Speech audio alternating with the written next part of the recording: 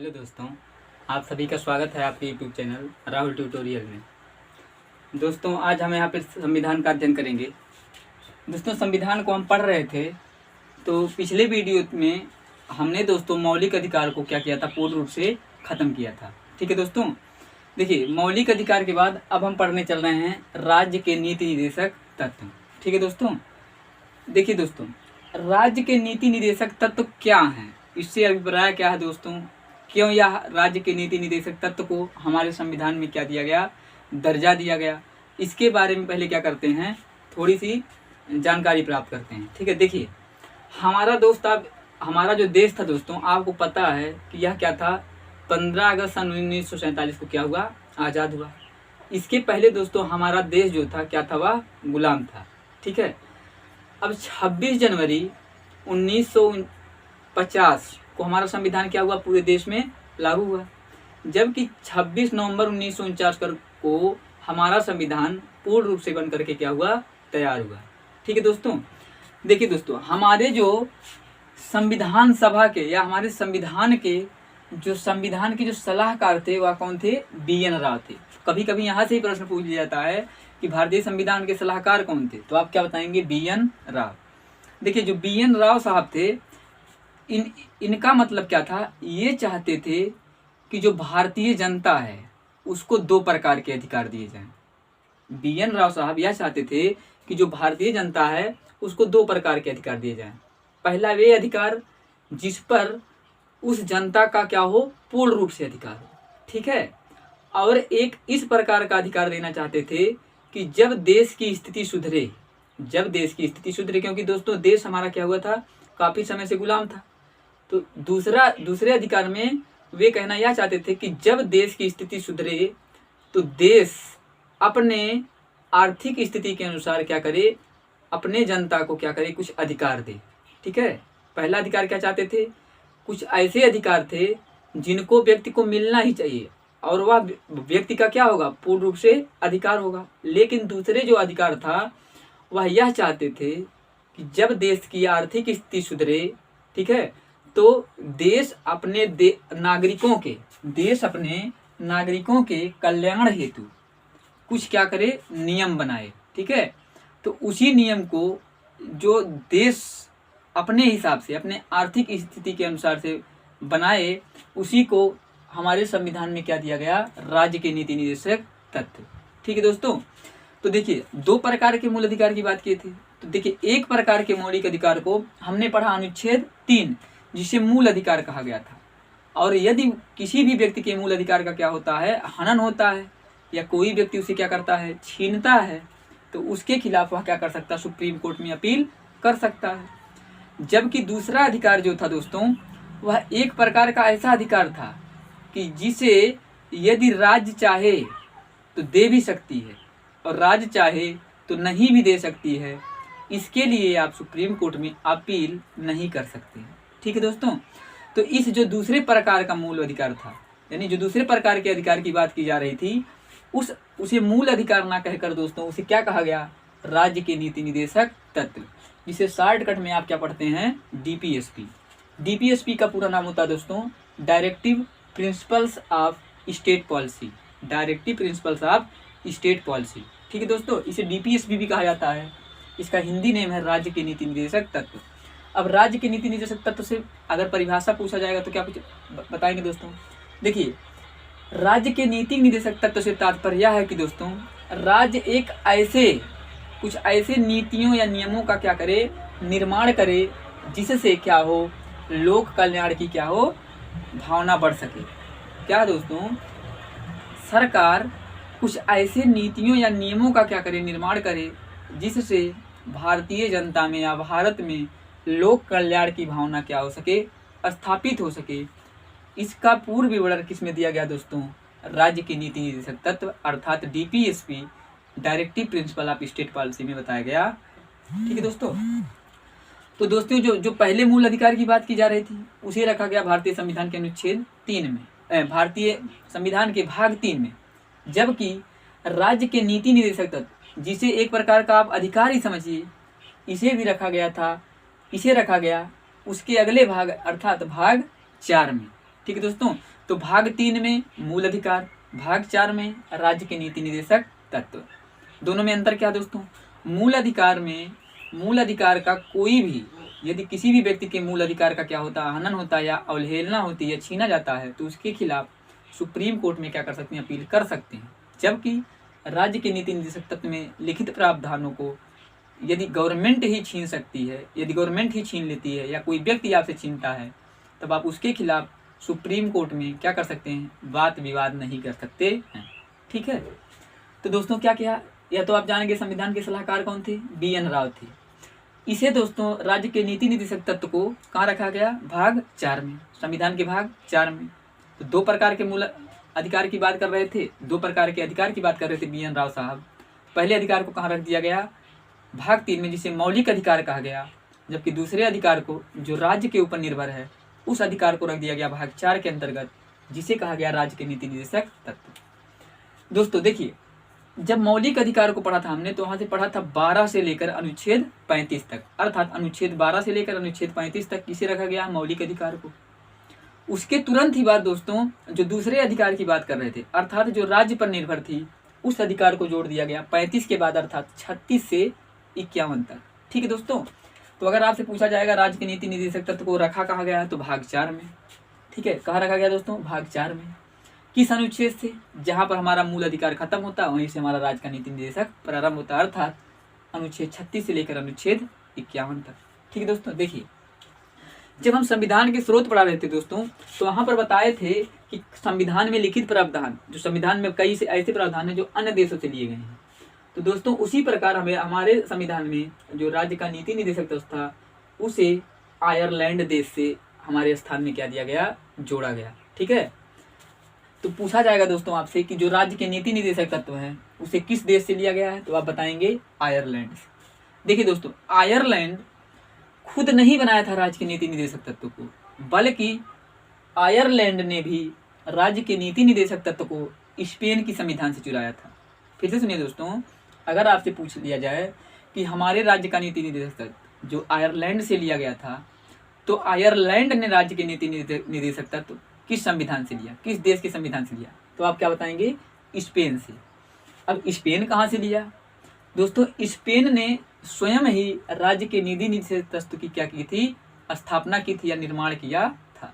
ठीक है दोस्तों। तो आपने देखा भाग 4 36 से 51, स्रोत आयरलैंड, आयरलैंड भी कहाँ से चुरा कर लाया था, तो कहाँ से लाया था, स्पेन से लाया था, अर्थात आयरलैंड के संविधान में भी राज्य के नीति निर्देशक तत्व को स्पेन से क्या किया गया, जोड़ा गया।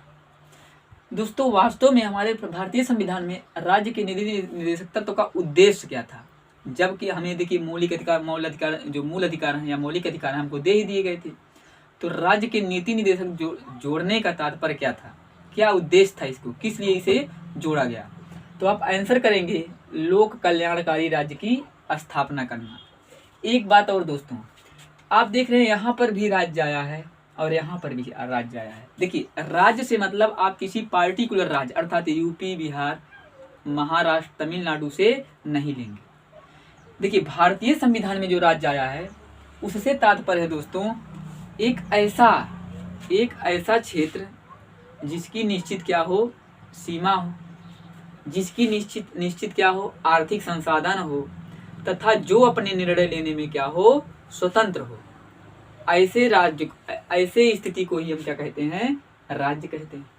अब उत्तर प्रदेश को मान लीजिए, उत्तर प्रदेश का दोस्तों क्षेत्रफल तो निश्चित है, क्षेत्रफल निश्चित है, इसके पास आर्थिक संसाधन निश्चित नहीं है दोस्तों, और ना ही उत्तर प्रदेश सभी प्रकार के निर्णय, अर्थात अगर कोई भी निर्णय लेना हो तो विदेश स्तर पर लेना हो, तो उत्तर प्रदेश कोई भी निर्णय लेने में स्वतंत्र नहीं है। इसलिए उत्तर प्रदेश को संविधान के राज्य के रूप में हम दर्जा नहीं देंगे दोस्तों। राज्य का तात्पर्य यहाँ दोस्तों, जैसे हमारा रेलवे विभाग हो गया, रेलवे विभाग का दोस्तों एक क्या होता है, निश्चित क्षेत्रफल होता है, निश्चित दायरा होता है, उसका क्या होता है, एक आर्थिक संसाधन होता है। आर्थिक संसाधन मतलब दोस्तों वह बजट रखता है। तीसरा, वह अपने स्वतंत्र निर्णय लेने के लिए क्या है, सक्षम है, अर्थात कौन सी ट्रेन कब चलानी है, कौन सी ट्रेन का निर्माण कब किया जाना है, इसका निर्णय वह खुद कर सकती है। तो देखिए राज्य से तात्पर्य दोस्तों जो हमारे भारतीय संविधान में लिखा गया है, उसे तात्पर्य दोस्तों एक ऐसे निकाय से जो स्वतंत्र निर्णय ले सकती है, जैसे बैंकिंग हो गया, ठीक है दोस्तों, रेलवे विभाग हो गया हमारा, ठीक है, सेना हो गया, इसका निश्चित क्षेत्र है दोस्तों। ठीक, इसका उद्देश्य क्या था दोस्तों? राज्य के नीति निर्देशक तत्व का लोक कल्याणकारी राज्य की क्या करना? स्थापना करना। मैंने पहले ही बताया, सरकार या राज्य कुछ ऐसे नीतियों का निर्माण करे जिससे कि समाज का क्या हो सके? कल्याण हो सके, या समाज में कल्याणकारी भावना का स्थापना हो सके। ठीक है, अब देखिए दोस्तों, भीमराव अंबेडकर, डॉक्टर भीमराव अंबेडकर, याद करिए, अनुच्छेद 32 संवैधानिक उपचारों का अधिकार को क्या कहा था? संविधान की आत्मा। देखिए दोस्तों, डॉक्टर भीमराव अंबेडकर के अनुसार राज्य का नीति निर्देशक तत्व लोक कल्याण की भावना के लिए ही क्या किया गया है? भारतीय संविधान में जोड़ा गया है। ठीक है, तथा राज्य के नीति निर्देशक तत्व जोड़ने से हमें सामाजिक एवं आर्थिक लोकतंत्र की क्या होगी? प्राप्ति होगी।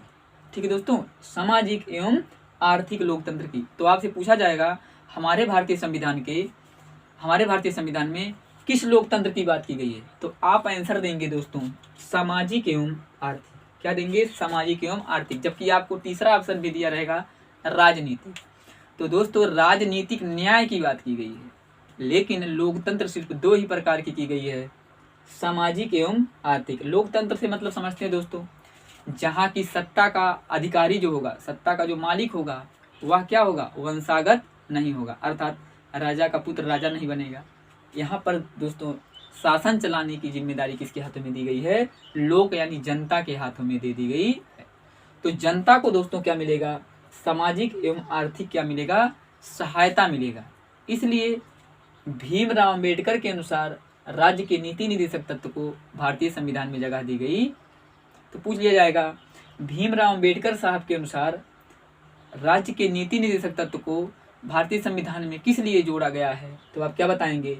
सामाजिक एवं आर्थिक लोकतंत्र हेतु, लोक कल्याण हेतु। ठीक है, देखिए दोस्तों, एक और व्यक्तित्व थे केटी शाह। कौन थे? केटी शाह। इन्होंने राज्य के नीति निर्देशक तत्व पर कोटेशन दिए। इन्होंने कहा राज्य के जो नीति निर्देशक तत्व हैं वह बैंक के ऐसे चेक के अनुसार है। देखिए केटी साहब ने क्या कहा, केटी शाह साहब ने क्या कहा कि जो राज्य के नीति निर्देशक तत्व हैं वह किसी बैंक के उस चेक के समान हैं जिसका भुगतान बैंक की मर्जी से होता है। फिर से सुनिए दोस्तों, केटी शाह के अनुसार राज्य के नीति निर्देशक तत्व किसी बैंक के उस चेक के समान हैं जिसका भुगतान बैंक अपनी मर्जी से करता है।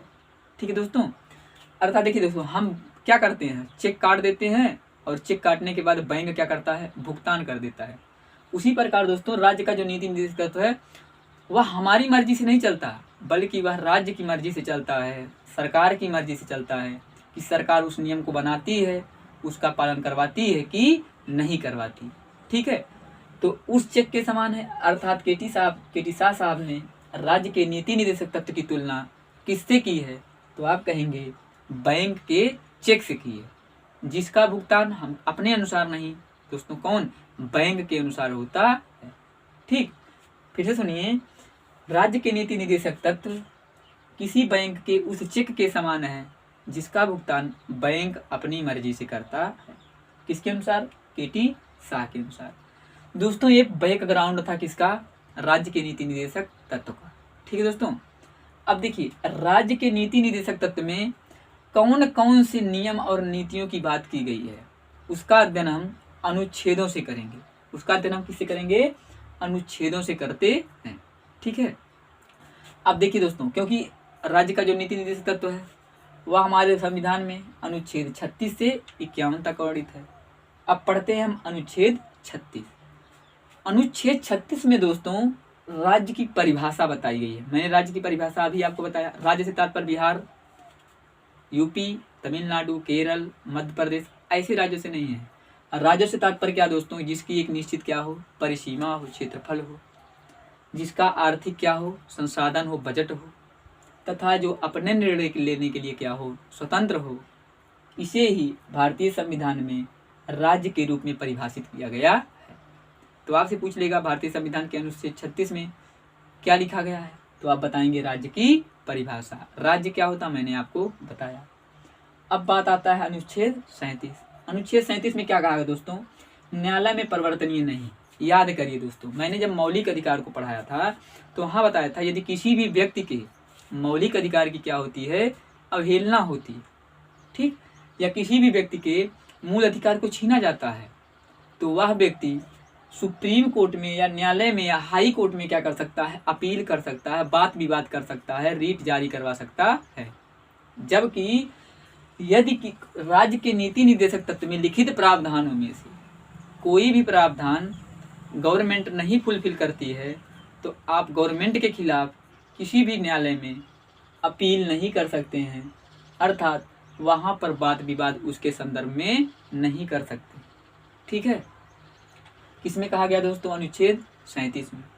तो पूछा जाता है दोस्तों, राज्य का नीति निर्देशक तत्व न्यायालय में परिवर्तनीय नहीं है, इसका उल्लेख किस अनुच्छेद में है, अनुच्छेद 37। अब आते हैं दोस्तों अनुच्छेद 38, सामाजिक आर्थिक एवं राजनीतिक न्याय। सामाजिक आर्थिक एवं राजनीतिक न्याय मैंने आपको बताया लोकतंत्र की बात की जाएगी, तो भारतीय संविधान में 2 प्रकार के लोकतंत्र की बात की गई है, सामाजिक एवं आर्थिक लोकतंत्र। जबकि अनुच्छेद 38 में क्या कहा गया दोस्तों, सामाजिक आर्थिक एवं राजनीतिक न्याय। न्याय तीन प्रकार के न्याय की बात की गई, सामाजिक आर्थिक और राजनीतिक, जबकि लोकतंत्र 2 ही, सामाजिक और आर्थिक। तो अनुच्छेद 38 में क्या गया दोस्तों, सामाजिक अर्थात सामाजिक रूप से पिछड़े हुए या आर्थिक रूप से पिछड़े हुए तथा राजनीति के क्षेत्र में पिछड़े हुए या राजनीतिक क्षेत्र में उत्पन्न जो मामले होंगे उसके प्रति आपको क्या दिया जाएगा, न्याय दिया जाएगा। इसका वर्णन हमारे भारतीय संविधान के अनुच्छेद 38 में है। ठीक है दोस्तों, अब आता है अनुच्छेद 39। अनुच्छेद 39 में क्या कहा गया, समान कार्य के लिए समान वेतन, अर्थात चाहे वह स्त्री हो चाहे वह पुरुष हो, अगर एक स्त्री और एक पुरुष, यदि एक स्त्री और एक पुरुष एक ही कार्य कर रहे हैं तो दोनों को समान वेतन ही दिया जाएगा। दोनों को क्या दिया जाएगा, समान वेतन दिया जाएगा। ठीक है, लेकिन दोस्तों यदि ऐसा नहीं होता है तो आप इसके लिए सुप्रीम कोर्ट या हाई कोर्ट नहीं जा सकते। यह किसके ऊपर निर्भर करती है, गवर्नमेंट के ऊपर निर्भर करती है। ठीक है, जैसे दोस्तों आप एक प्राइवेट टीचर हैं और कोई भी दूसरा व्यक्ति एक गवर्नमेंट टीचर है, तो आप कहेंगे हम दोनों का प्रोफेशन क्या है, एक है, उसका काम भी पढ़ाना है, मेरा काम भी पढ़ाना है, हम दोनों को गवर्नमेंट क्या करे, समान कार्य के लिए क्या दे, समान वेतन दे। तो दोस्तों ऐसा बिल्कुल भी नहीं है, अभी भी नहीं है। तो इसके लिए आप कहाँ जा सकते हैं, सुप्रीम कोर्ट में नहीं जा सकते, क्योंकि यह न्यायालय में परिवर्तनीय नहीं। आता है दोस्तों समान न्याय एवं निःशुल्क विधि सहायता। इसमें क्या कहा गया दोस्तों, देखिए अनुच्छेद 39, उसके बाद अनुच्छेद 39A। देखिए दोस्तों भारतीय संविधान में जितने 39A B C या कोई क ख ग या ABCD कुछ भी आए, इसका मतलब आप तुरंत समझिएगा कि यह बाद में क्या किया गया, भारतीय संविधान में जोड़ा गया। ठीक है, तो 39A में क्या कहा गया दोस्तों, समान न्याय एवं निःशुल्क विधि सहायता। समान न्याय से मतलब क्या है दोस्तों, कोई व्यक्ति अमीर हो कोई व्यक्ति गरीब हो, कोई व्यक्ति अमीर हो कोई व्यक्ति गरीब हो, उन दोनों को क्या मिलेगा, समान अपराध के लिए समान दंड मिलेगा, उनके साथ समान न्याय किया जाएगा। एवं निःशुल्क विधि सहायता, तथा यदि वह क्या करेगा, सहायता लेनी चाहता है या लेना चाहता है या लेने का काम करना चाहता है, तो उसे निःशुल्क विधि सहायता सरकार के द्वारा क्या की जाएगी, प्रबंध कराई जाएगी। जैसे आप जानते हैं, अब देखिए 100 नंबर है दोस्तों, हमारे उत्तर प्रदेश में 100 नंबर जो जिस पे हम फ़ोन करते हैं, ठीक है, पुलिस आ जाती है 5 मिनट के अंदर। यह क्या दोस्तों, देखिए आपसे गवर्नमेंट पैसे नहीं लेती, जबकि आपको क्या करती है, निःशुल्क सहायता करती है, अर्थात निःशुल्क कानून सहायता प्रदान करती है। कौन, सरकार। ठीक है, तो अब देखिए इसका प्रावधान दोस्तों किसी राज्य में है और किसी राज्य की सरकार नहीं करना चाहती है, किसी राज्य की सरकार करना चाहती है और किसी सरकार की राज्य नहीं करना चाहती है। तो जिस सरकार की राज्य नहीं करना चाहती है उसके खिलाफ भी आप क्या कर सकते हैं, सुप्रीम कोर्ट में अपील नहीं कर सकते। या दोस्तों समान न्याय एवं निःशुल्क विधि सहायता हमारे भारतीय संविधान में अनुच्छेद 39A में एक खंड करके जोड़ दिया गया 42वें संविधान संशोधन 1976 के द्वारा। ठीक है दोस्तों, आशा करता हूँ दोस्तों आज जितना हमने पढ़ाया आपको समझ में आया होगा। दोस्तों फिर अब अनुच्छेद 40 से इसमें ग्राम पंचायत का गठन है दोस्तों, इसका अध्ययन देखिए दोस्तों हम कल वाली वीडियो में करेंगे, क्योंकि हमारा वीडियो जब काफ़ी लंबा हो जाता है तो उसे अपलोड होने में क्या होती है, बहुत ही समस्या होती है। ठीक है, तो अनुच्छेद 40 से अध्ययन कल हम करेंगे। आज के लिए धन्यवाद।